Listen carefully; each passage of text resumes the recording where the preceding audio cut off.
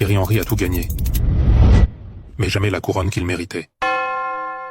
Tout commence dans une banlieue de l'Essonne. Un gamin rapide, discret, poussé par un père exigeant. Le foot pour lui, c'est pas une passion, c'est une obligation. Et pourtant, à 20 ans, Thierry Henry est déjà la promesse du football français. Coupe du Monde, 1998. Il marque, il brille, il fait partie des meilleurs. Mais le soir de la finale, il reste sur le banc. Trop jeune, pas assez d'expérience, dit-on. Pendant que Zidane devient une légende, Henry regarde l'histoire se faire sans lui. Puis vient l'Italie, la Juventus, transfert record, espoir immense. Mais là-bas, on le déplace. On le casse, on le fait jouer défenseur. Son talent s'éteint presque avant d'avoir brûlé. Et puis, un appel. Arsène Wenger, son mentor, le rappelle à Arsenal. Et c'est là que tout change. Avant lui, personne n'avait joué comme ça. Henry ne courait pas après le ballon semblait courir après lui. 2003, saison parfaite. Meilleur buteur, meilleur passeur, invincible avec Arsenal. L'Europe entière le voit comme le meilleur joueur du monde. Mais le ballon d'or, il va à Pavel Nedved. 3 ans plus tard, il revient. Champion d'Angleterre, monstre en Ligue des Champions. Il écrase Madrid. La finale est à portée de main. Mais face à Barcelone, il échoue. Encore. Alors il mise tout sur la Coupe du Monde 2006. France-Italie, la finale parfaite. Une équipe prête à tout.